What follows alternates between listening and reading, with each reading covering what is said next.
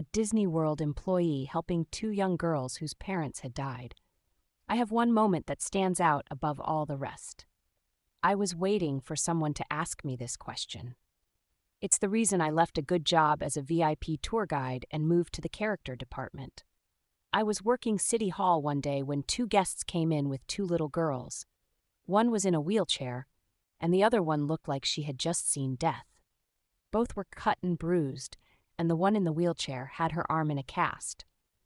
The two women were actually nurses from a hospital and were asking for a refund on the girls' tickets, something we avoided doing at all costs. When I asked why, they told me the story. The two girls were with their mom and dad at Epcot, and on the way home, they got into a horrible car accident. The mother was beheaded right in front of them.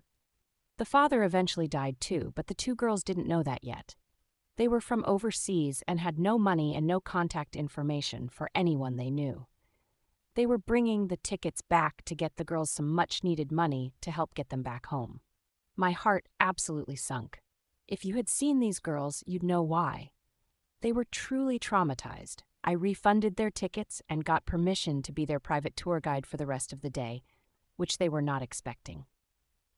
I walked them to the VIP viewing area for the parade, which was as far as I could walk them in the costume we used to wear at City Hall. I had to leave them there while I put on my VIP costume. On the way down, I pulled out every kid joke I could think of. I was a really good tour guide. I helped write part of it. And I knew how to make kids smile. Nothing worked. These girls were too far gone for that. I left them at the bridge to go change, walked backstage, and bawled my eyes out. I just had never seen something so horrible. I was truly affected, and it was a terrible feeling of powerlessness not being able to fix the situation.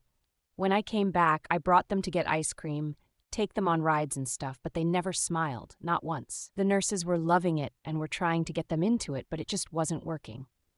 We went back to the bridge to watch the parade. It was there that I honestly saw true magic. Real magic, not bullshit. I had called the parade department to let them know what was going on and set up a private meet and greet after the parade. As the parade was coming around Liberty Square, I told the girls that I had called Mickey and told him all about them. I told them that Mickey asked to meet them after the parade. The little girl in the wheelchair smiled. "Really?" she asked. My heart skipped. "Yes, really. He told me to tell you to look out for him in the parade and to follow the float back to City Hall." The other girl smiled. "You mean right now?" she asked. It had worked. They were talking.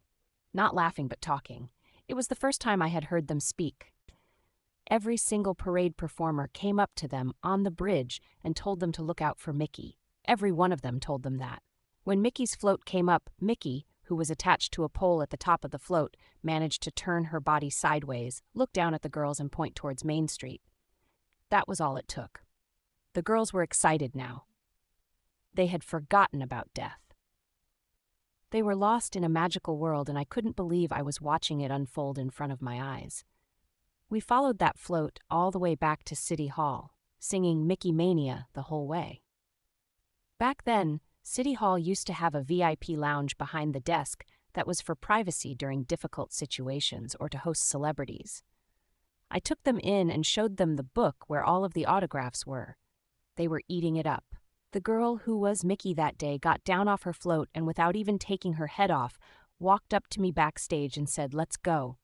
I walked in with Mickey behind me, so I got to see the exact moment the girls met their new friend. They got shy, but Mickey was in control now. Those girls met the real Mickey Mouse that day. Every single parade character stayed dressed to meet those girls. One by one, they'd come in and play a bit, then leave. We were in that lounge for over an hour. Mickey stayed in costume the entire time, which is hard to do after a parade. When Mickey finally said goodbye, I had two excited girls on my hands that couldn't stop smiling. They talked and talked and talked. We had a wonderful day after that, but what I remember most is when we walked by the rose garden, the older one said, "Oh, my mommy loves roses." And she stopped. I held out my hand and walked her to the gate, picked her up and put her on the other side and said, "Pick one." She looked happy as she picked out her favorite rose. She didn't say anything more, and she didn't need to. I said goodbye to the wonderful nurses and the wonderful girls, then walked backstage behind the train station. This time, I didn't cry. It felt so good to be a part of that. I realized that as much as I liked helping guests at City Hall, the true magic of Disney was in the character department. I auditioned, transferred, and never looked back. Thanks for letting me relive this. It was a special day for me.